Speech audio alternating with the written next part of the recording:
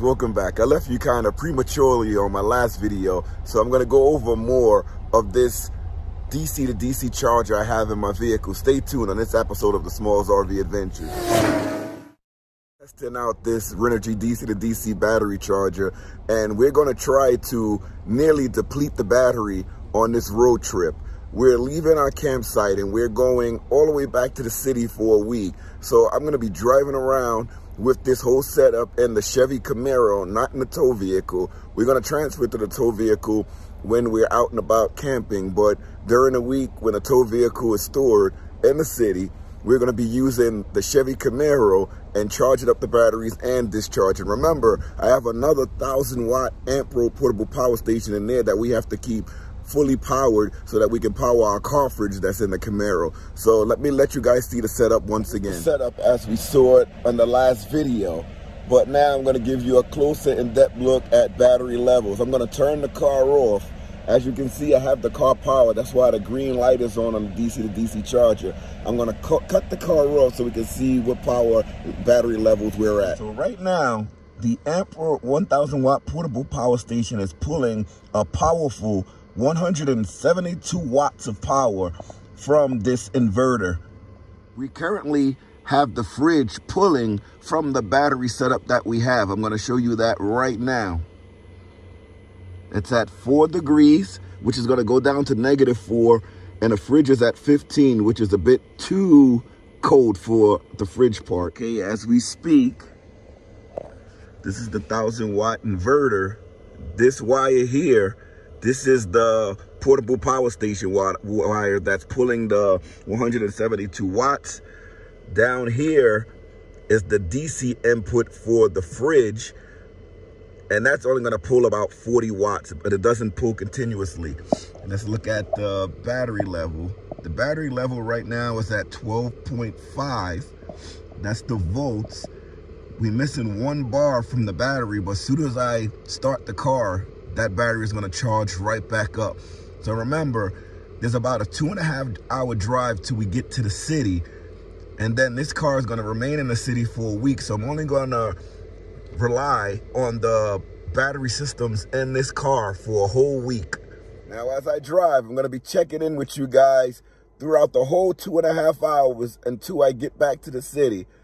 That car right there, you can see the tire. That's what my wife is going to be driving. I'm going to be driving this one, but that's the tow vehicle.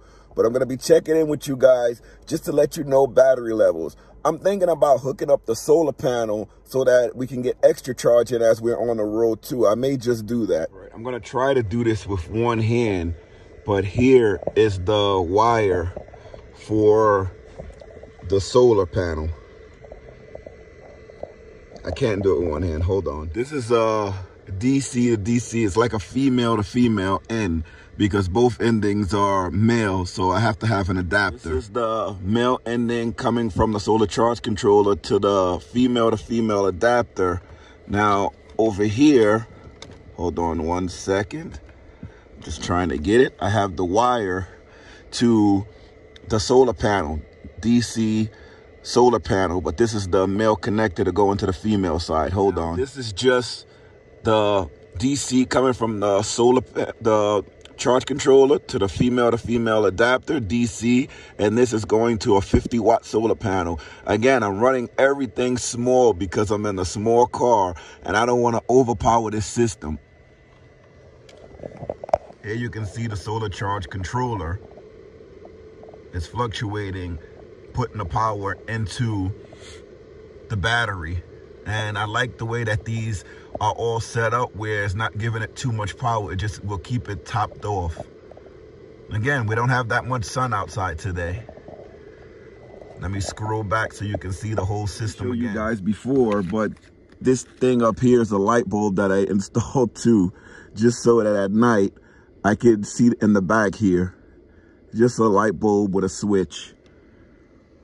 Now, this is the whole system back here. Of course, I'm going to clean it all up. I have some more circuit breakers and washers where I can connect the negative and positive bus bars down there, and that will like eliminate all of these wires.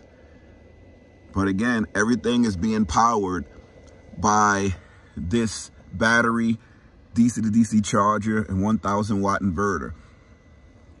Here's the fridge again. It's on, powered. Here's the battery. It's pulling 155 watts of power.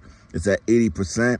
I need that to be at 100% before I hit the road. Here's the solar panel in the back window. I'm gonna show you guys more as we continue to drive into the city. But this is just a 50 watt solar panel that I showed before with this car from Flashfish. Our goal is to try to build an off-grid system so when we go camping, we don't have to rely on the generator. We do have a 3500 watt Predator generator that we use, but we don't like pulling it out so much, and because of the weight, I really don't like traveling with it. And if I can build a battery bank that's big enough to support our needs, which we already have, and just expand on it, we don't need to bring the heavy generator. We can use these portable batteries and DC to DC chargers, so it works really, really well. I'm at the gas station now. I'm gonna fill up and hopefully the charger stays on. I never fully charged this battery, and I'm just realizing that now. I just had it in the solar for a couple of hours and that was it with a 100 watt panel. So I never charged this battery since I got it. So I'm interested to see how long it takes to charge up.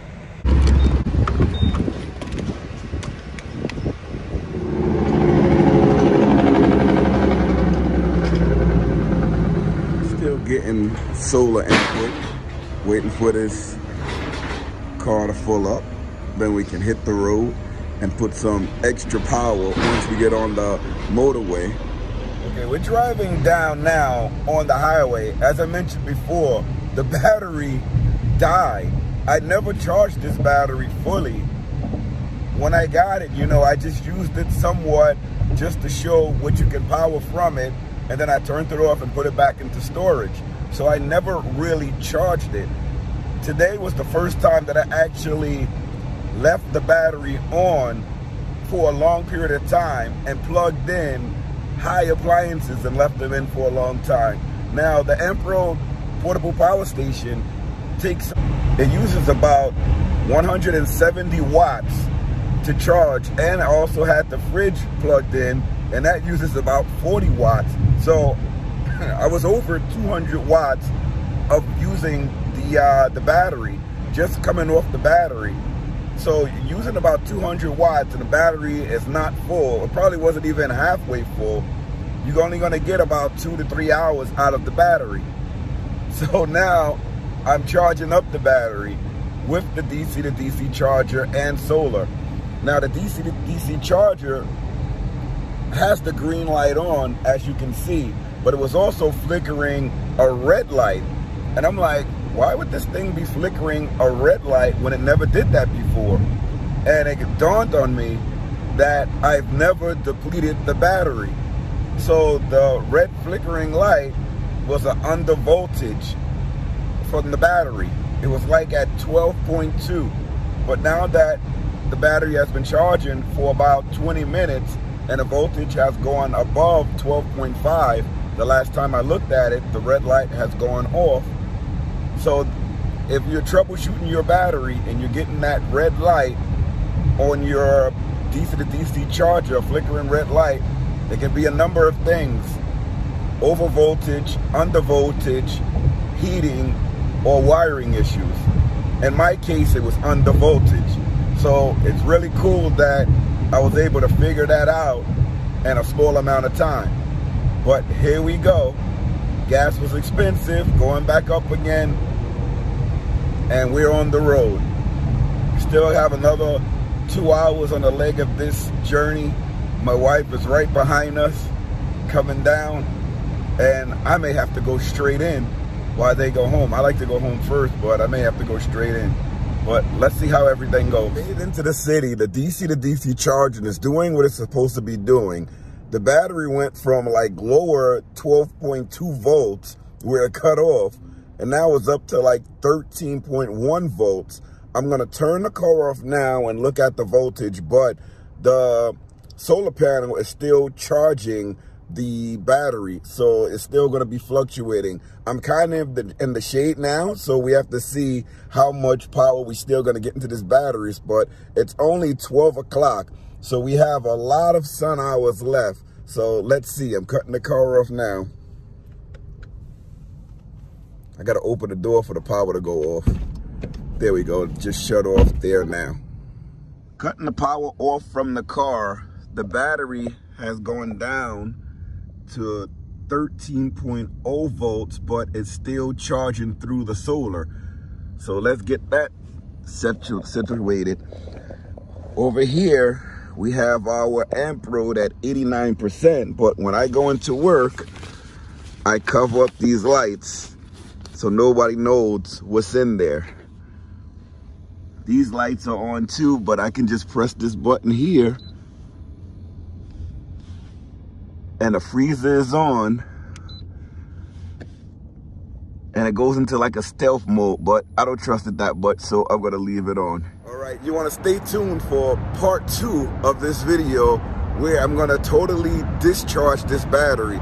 As you can see, the solar panel is in the window, everything is still charging, but stay tuned for part 2 of this video where I'm gonna see how much it takes to discharge that 100 amp hour battery from Chin's lithium phosphate. If you like these videos, hit that like button.